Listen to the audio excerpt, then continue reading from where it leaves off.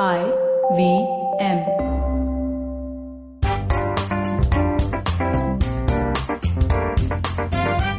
Hi guys. Welcome to GAYBCD, starring. I said starring. Starring. And yeah. Why I am a star. You are a star. We all are stars. Yeah.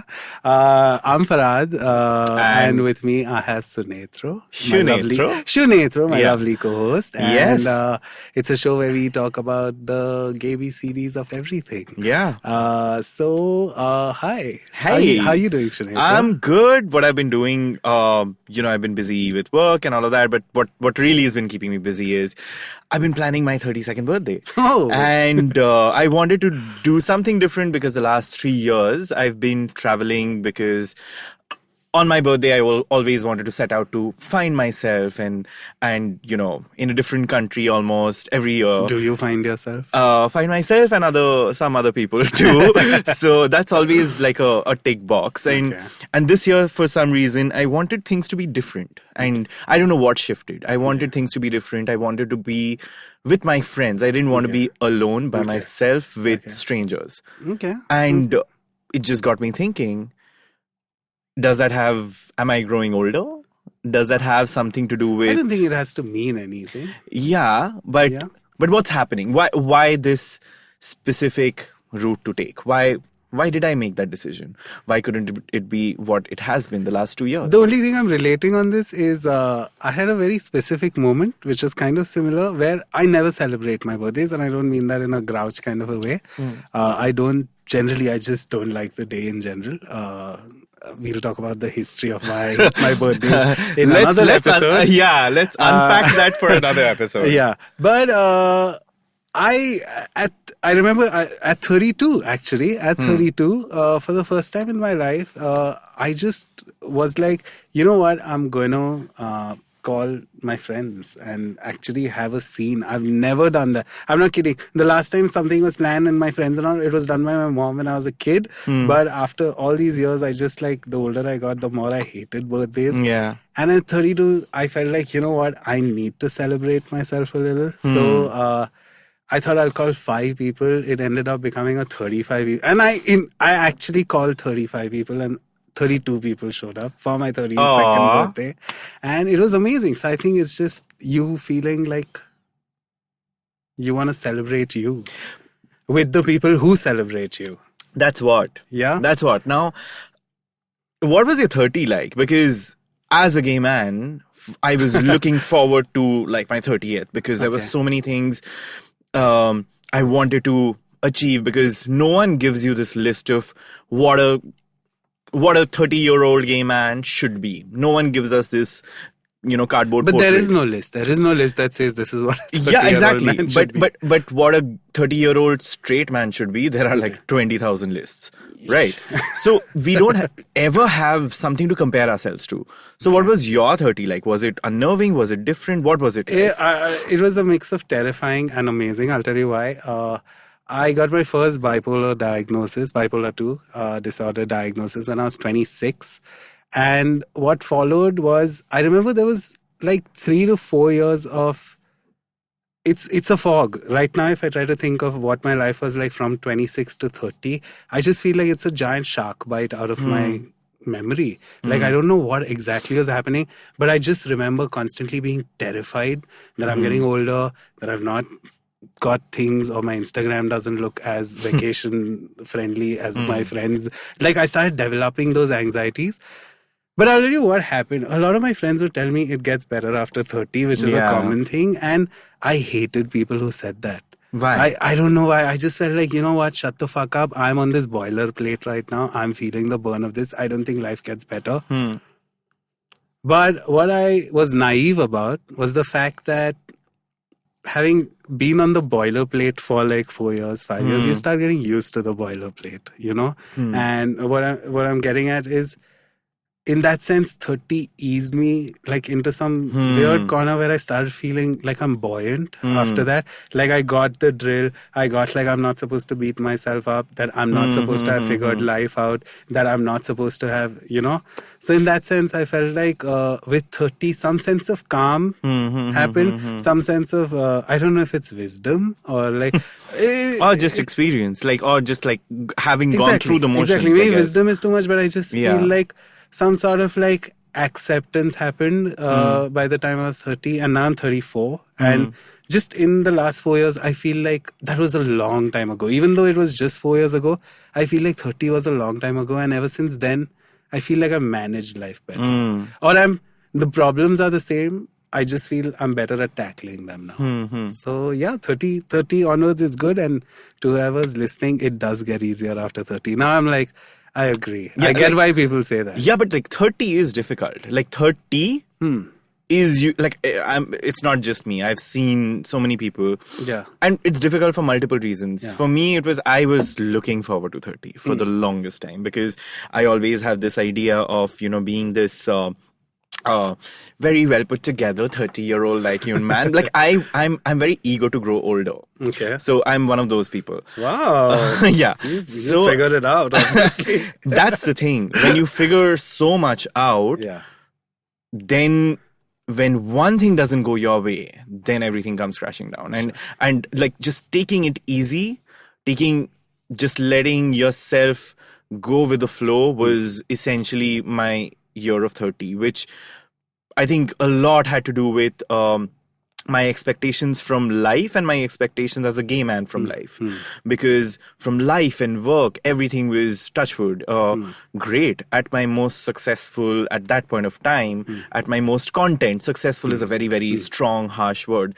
At my most content when it comes to content, not content. Yeah. It's like it's okay. It's okay. Yeah. You do work with content, so it's fine. You can mix the two. Hey, I love content. It's a good Freudian. Yeah. So all of that was fine. Yeah. But there was something about this vacant gap, like which was staring at me when I was 30. Okay. And it wasn't so much a person. It was the fact that I felt I was not ready for a person. Yeah. And I don't know where that came from. And I know why it happened, but I don't know where it suddenly crept in. Sorry, I'm not, you felt like... I felt like I want to allow people into your life, into my life. Okay. But I was not ready to. I should not at that point of time. Okay. For multiple things, for things I had to process, and like, because if shit had to be serious, I needed to process things for shit to be serious, and I wouldn't want someone to be a guinea pig at that point of time. Okay. And that was my biggest struggle, because so I am one of those... I kind of get what you're saying, because I think I felt the exact same thing, but I just viewed it entirely differently. I was an extreme extrovert all my life. Yeah.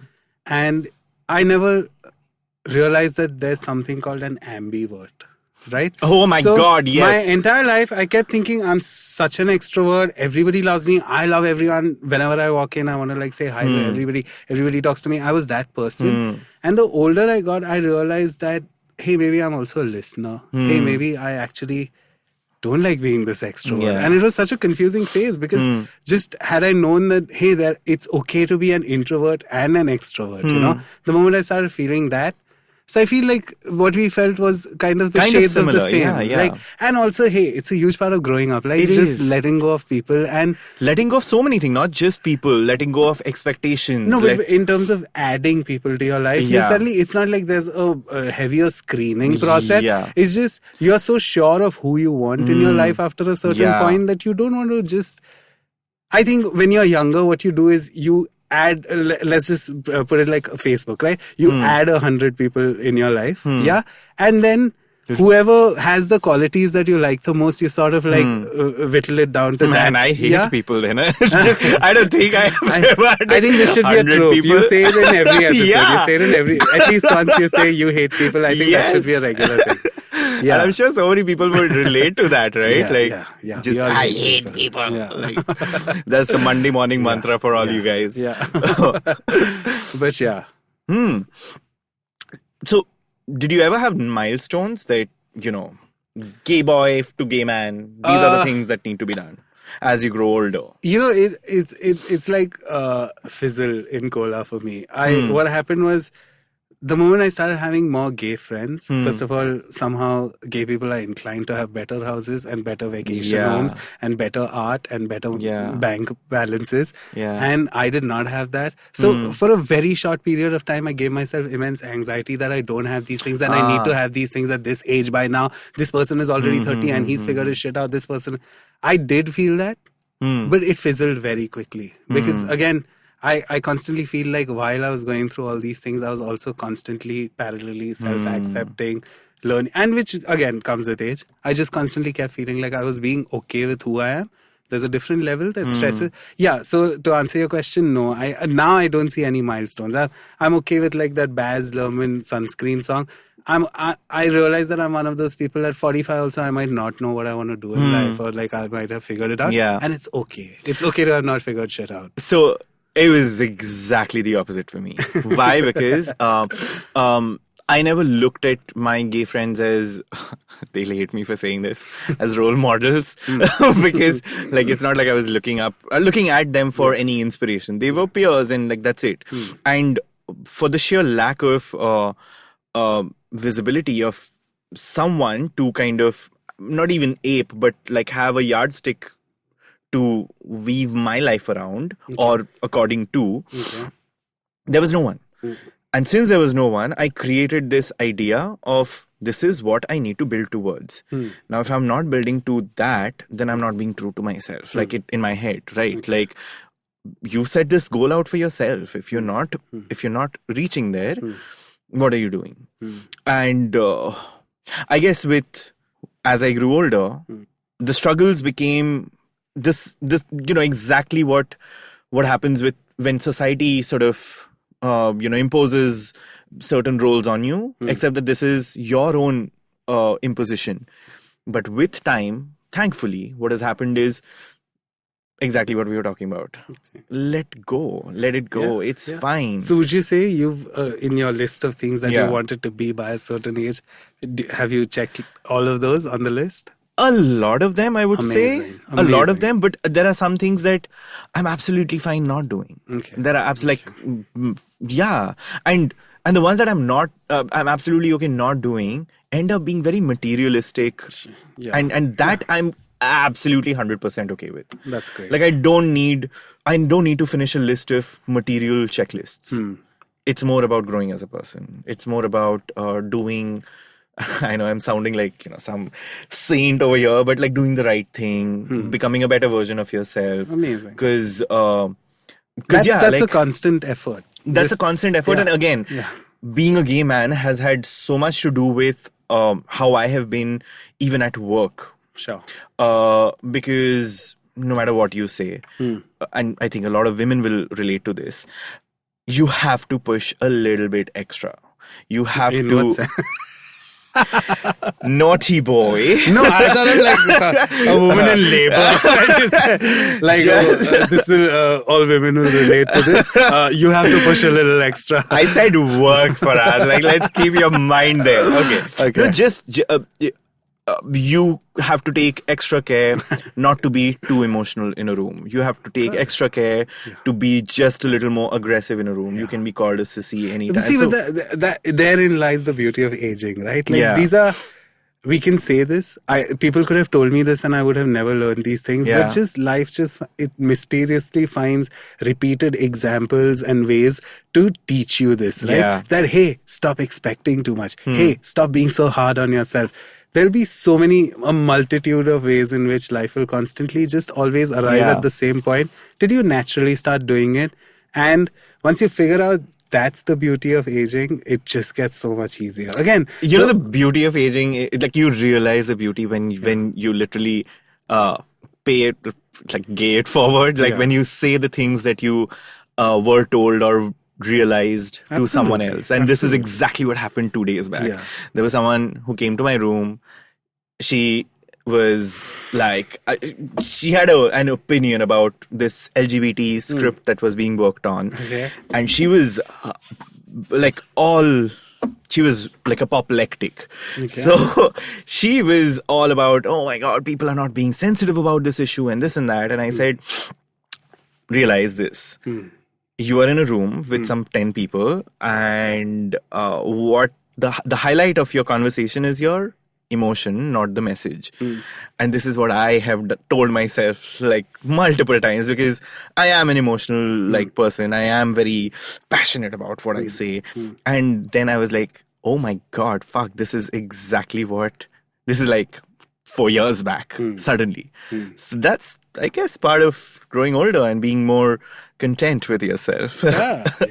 It does. I don't know. I feel like right now, as with the conviction with which I'm saying that, I feel buoyant and I feel like, oh my God, I'm not stressed out about something as trivial as aging anymore.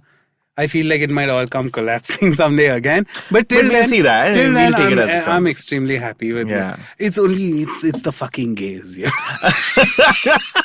It's the gays of Grindr who are ruining the aging. Tell me how. Which is something we should talk about. Yeah, but right? tell me how, according to you. Like right now, we can say this as individuals, how aging is a great thing. But when it's put in this whole gay sphere, and how you belong to one of the most scrutinizing, tough communities, and then you put that under then you put your aging under a microscope, it gets a little freaky. So what is it the fact that do you think the community is ageist in saying that? I feel our community is extremely ageist. Let's just start there. I started feeling that the day okay, I'll tell you what, right? If you open Grindr right now, and this is something I say repeatedly, let's say your profile shows up your profile shows up 30 other profiles, the number of profiles that will have the sentence no oldies, chubbies, uncles and sissies, Yeah. I am stunned every time because I'm an oldie now, technically. I'm not like a geriatric sugar daddy, but maybe I'm like a expired expiration date. I'm not even a sugar. I'm just a daddy, I guess, in a lot of ways now. I'm an artificial sweetener daddy. Stevia daddy. Yeah, stevia daddy. And I just feel so like, oh my God, this was obviously my first thought is, you know what? This is not the person you want to associate yourself with if that's how they think, right? But it's just the number of people who say that. But this is where I differ from you. Again, I completely agree with the fact that there is a large there is a certain segment of the community that thinks that's just ageist and misogynist and sizeist and so many things.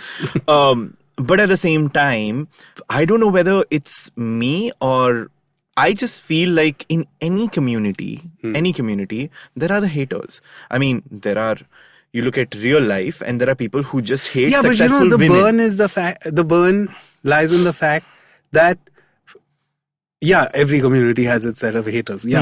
But for a community that is begging for inclusion, for a community that is itself begging for acceptance. Why do that within the community? I'll tell you what, the Pune Pride happened yesterday. And I saw all these love yourself and, my arms are always open and always ready. If you are going through stuff, there are people putting out these sort of messages.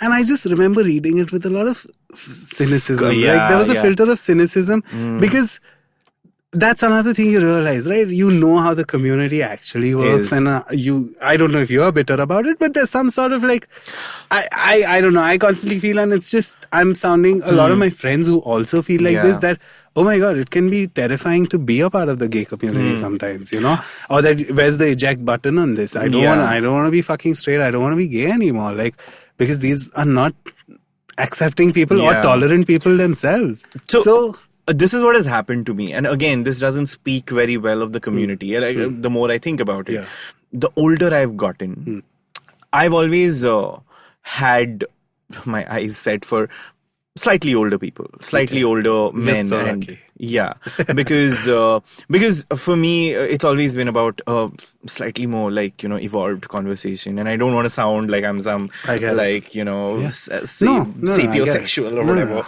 Like that's not what my Tinder bio says ever. Will say ever. Yeah. But because of that, I've never.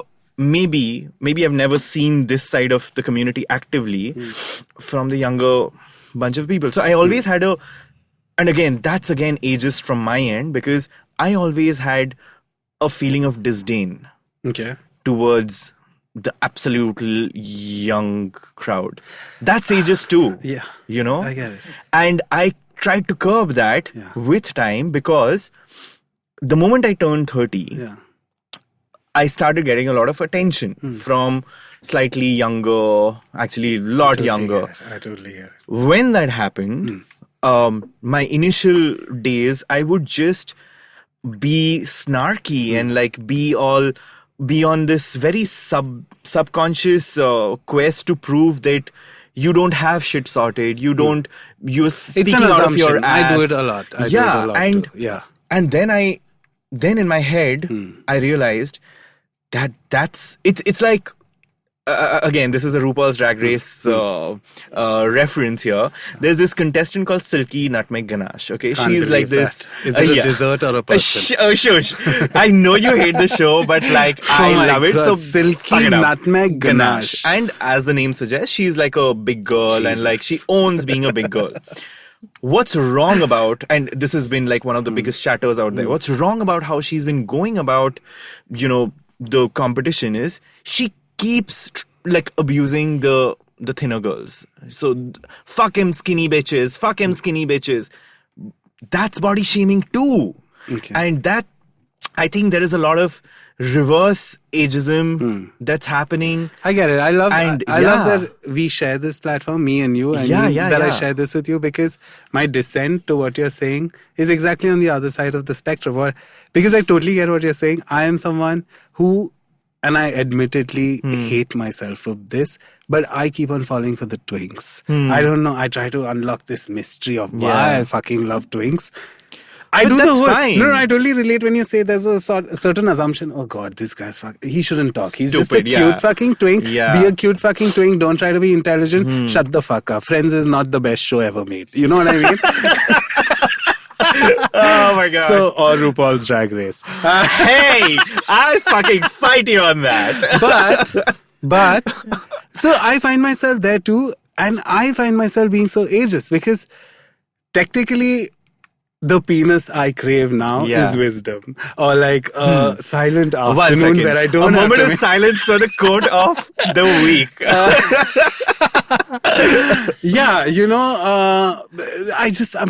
I'm craving some sort of like silence. I'm craving some sort of like the other person also to have gone through some amount of self-acceptance. You know what I mean? Yeah. Which I don't expect any 20, 21-year-old. Sometimes I see some 20, 21-year-old, okay, I'm just going to say the 20-year-olds, okay, who say wise shit, and I'm like, okay, he's pretty fucking intelligent, but they'll immediately say something so stupid after a while, and I'm like, you know what, shut the fuck up, there's the door. So, strangely now, what happens with me is, by virtue of my work, I work at this beautiful workplace where the average age is like 7 years old. Like it's really like really bachas everywhere, millennial central. Got it. And because of that, by virtue of my work, I'm constantly interacting actively, not necessarily as a passive observer, with millennials. Okay. So a lot of pop culture for me is rooted in millennials. Okay. A lot of music references. While I have my part of the whole spectrum, that's so. As a result of that, I think I've become a lot more empathetic towards I feel twinks. It, I do that too. I do that too. Sometimes I just feel their lives are so fucking tough. These are people who, when they were 5 or 6, they already. Like, or 10, they had Instagram in their lives. Which is like 1 year back? 10? No, but I'm saying like, and I was saying this to my friend recently.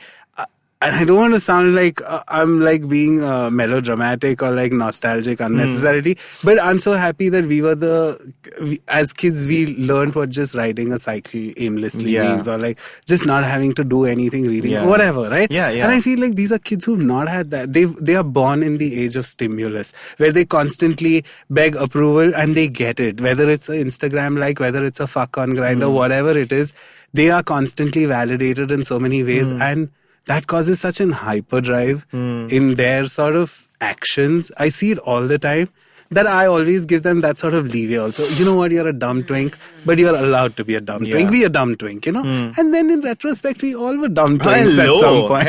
Oh my God. Were you never a dumb... I'll tell you, while you were saying all this ageist shit, wait, I have to tell you this. Can I tell you one horribly ageist thing I used to do? And I don't know if it's an ageist thing.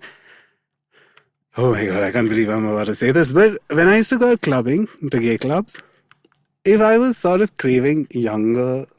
this is when? Like what age I were would you? say I was around 24, 25. If I was craving someone younger, I'd go with a beard.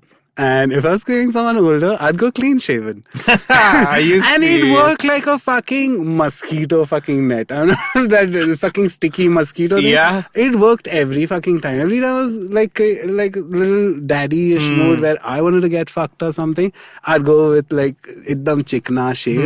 And if I wanted to be like an alpha top and like fuck a twink, then I'd go like with a beard. And it always fucking worked.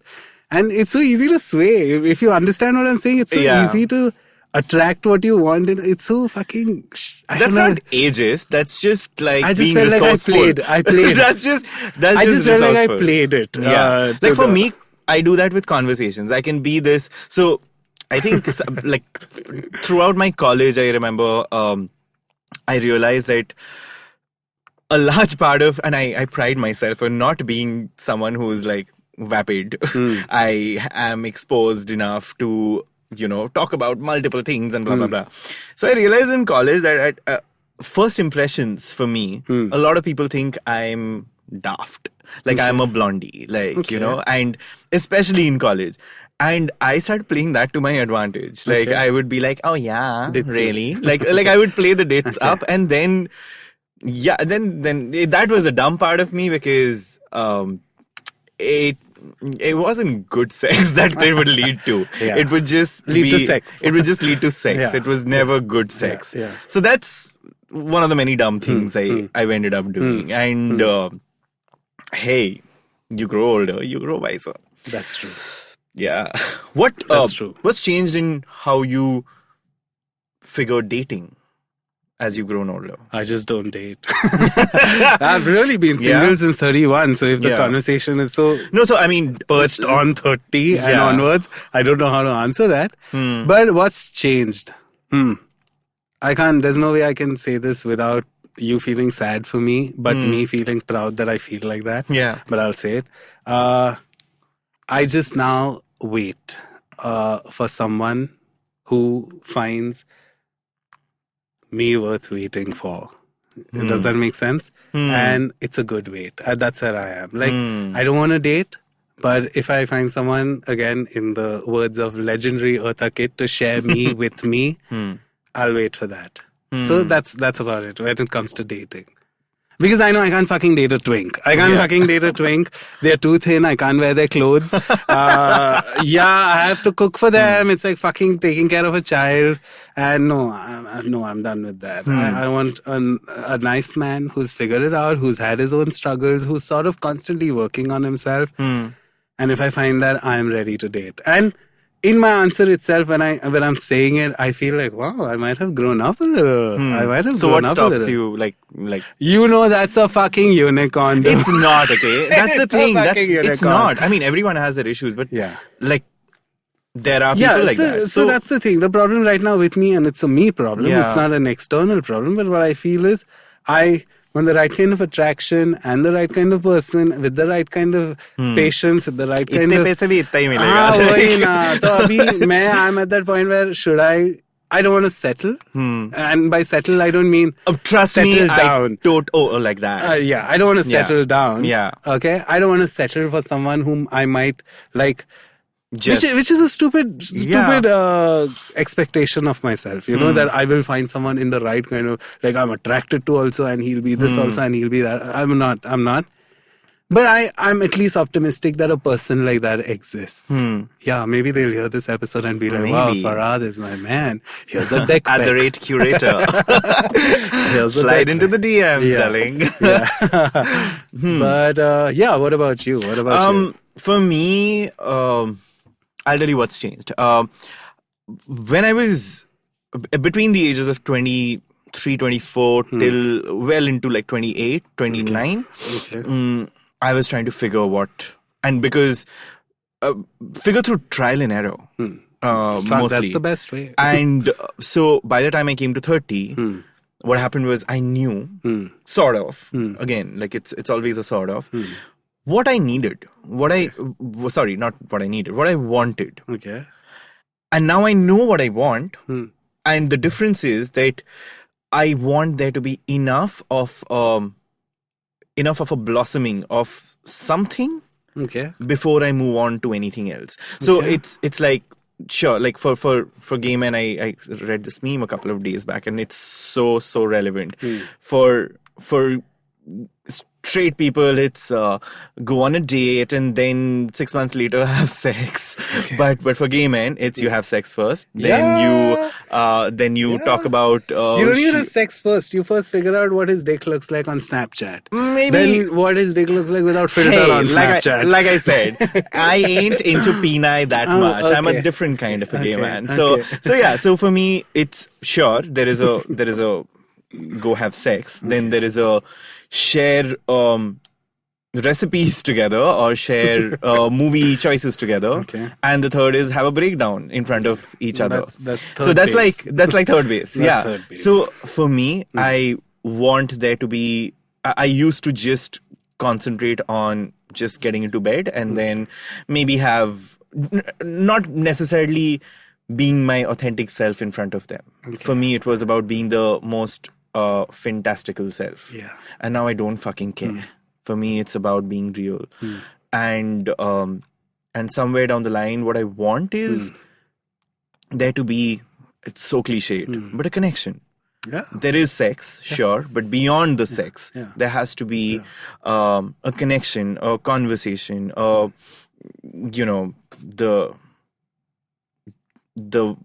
Zazazu, like,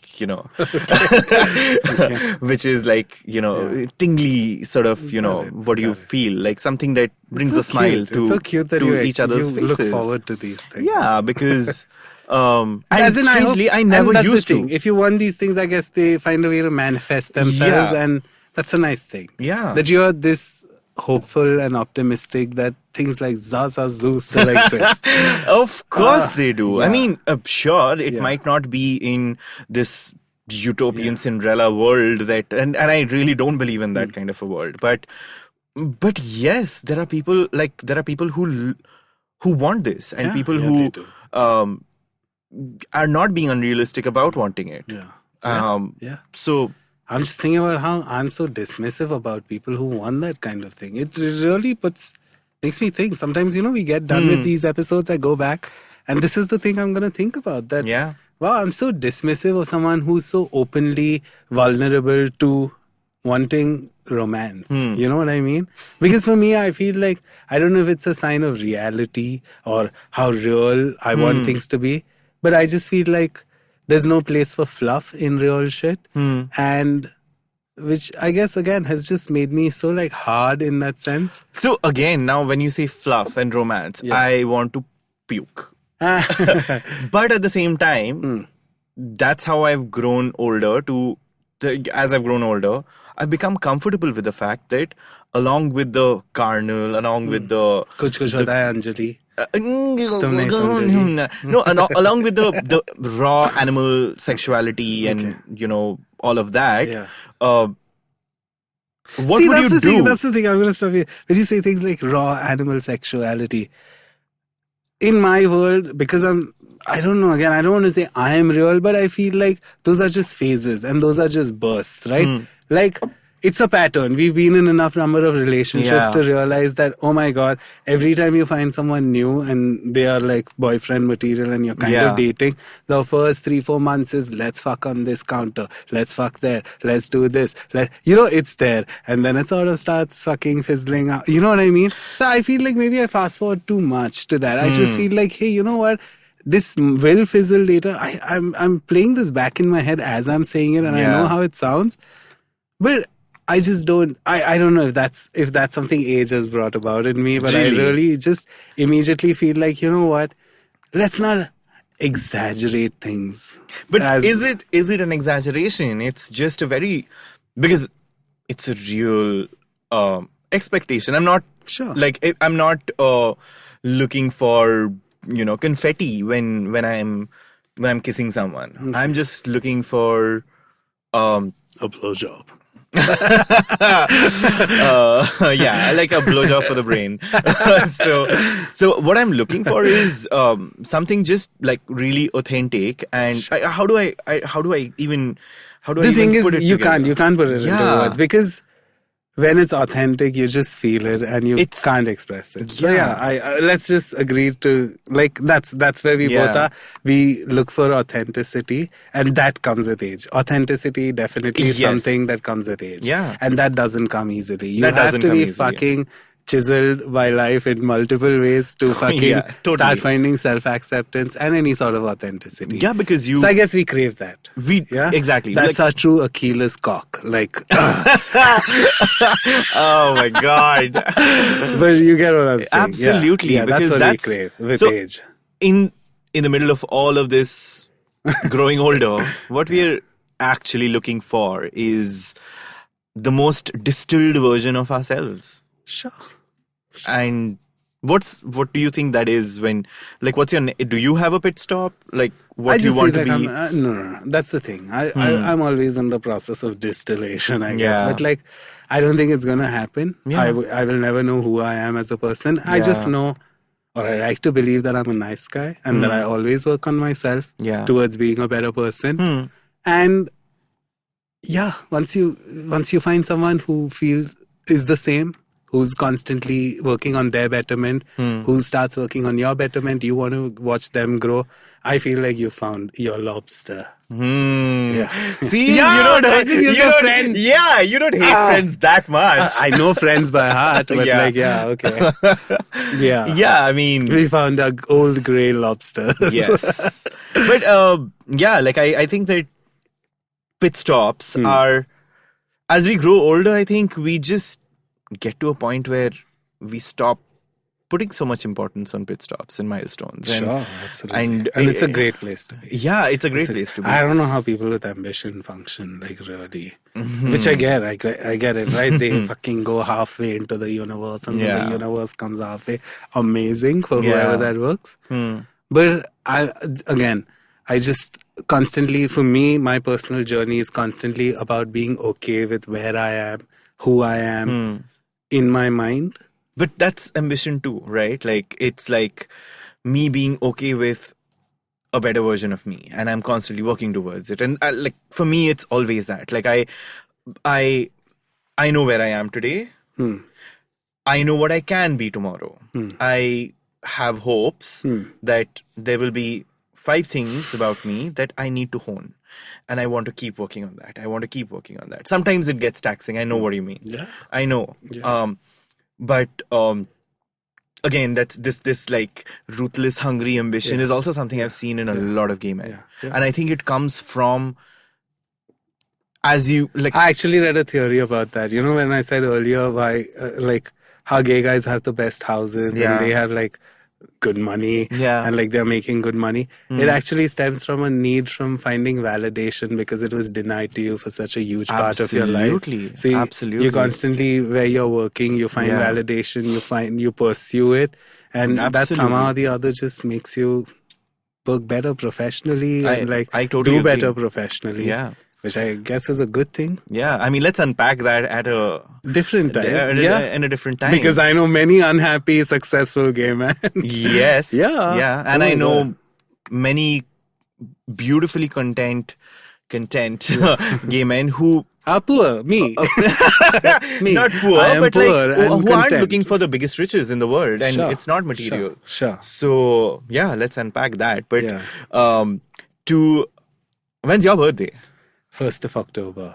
Okay. When's yours? 23rd of July. Coming very soon. Yeah. Look at So you. yeah, like and strangely enough, I've only started. I started getting excited about my birthdays only when I grew older. When like I used to hate birthdays till like I was 29, and it was my 29th that I actively started doing stuff on my birthdays. Yeah. So yeah, I for quite some odd looking reason, I forward. don't know if this is if I'm gloating when I say this, but my friends the last shit for couple you. no my friends the last couple of years have egged me to do something, and I felt like it was such a sweet gesture in a way that they know how I want my birthday to not be a deal, a big deal, but they go out of their way to do something That's for me. sweet. I feel like, again, I always see it as a litmus test of who I might be as a person, and I like that. Thank you, friends, for all my...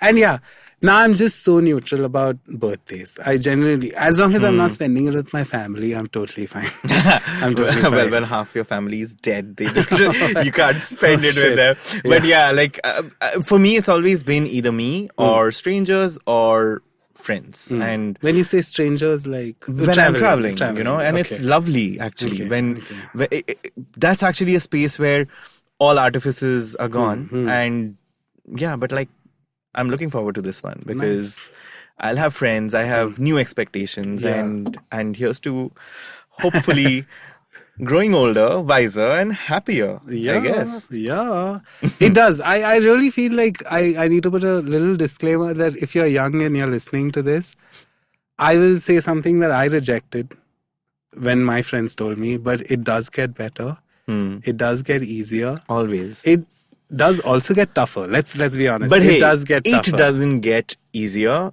You make it better. That's true. You make it better. It just doesn't happen magically. Exactly. And that again comes with maturity. That again comes with you accepting yourself. Sure. Yeah. Yeah. Okay. I guess that's... So here's lesson A of GAYBCD. GAYBCD. Yeah. We got ageism. Should we go alphabet-wise? Yeah. What I would mean, B be? You know, that'll just What like would B really be? set us like... We'll get stuck. Bears. We'll find... Maybe we'll pick words and have like be silent in those words or something like that. Sure. But yeah, so... if you liked what we talked about, why don't you send us suggestions on what you want to hear about, and we'll talk about it on GAYBCD. So Farhad and Sunetro over here. You can find Sunetro on at Glitterbugged on Instagram and Farhad on... Farhad, just say the Farhad. Ooh. just now, I've changed my name so you can type fine. Farhad Karkaria and you can find me. So Also on Twitter. Yeah, like don't even look for me on Twitter. It's been inactive for a long time. You know, first I thought, like, why do we do this little section? Really, no one is going to message. Oh, but people do.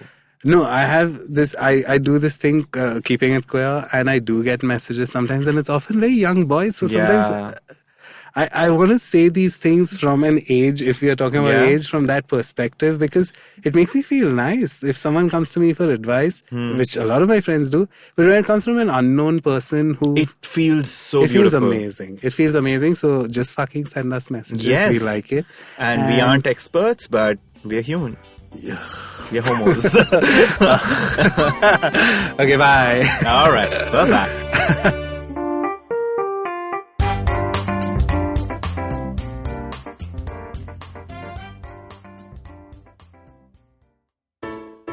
Hey, I hope you enjoyed that episode. And if you enjoy listening to content on the IVM Podcast Network, let me tell you about a couple of things that you should check out this week.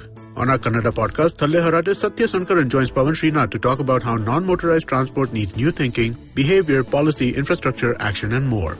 On Shuniwan, Sheila Ditya and I talked to Matthew Scott Heller. Matthew is the Chief Innovation Officer at Alex Therapeutics. We have a really interesting conversation about how their new app is helping people change their habits.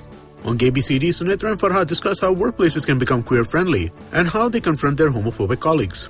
On IVM Likes, IVM staffers Jude, Ritika and Madhuri talk about pop culture that moved them and made them more empathetic as people. They also recommend some really cool things that you can check out. Thanks, and we hope to see you again soon. Are you constantly seeking happiness? Wondering how to make the most of every day?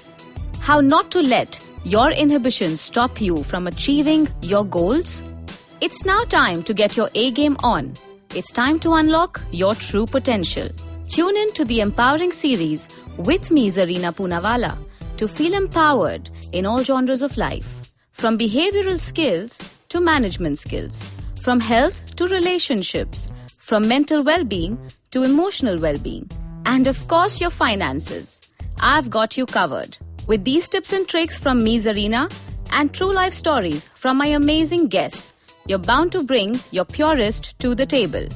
Tune in to the Empowering series with Zarina Poonawalla every Thursday on the IVM Podcast app, website, or wherever you listen to podcasts.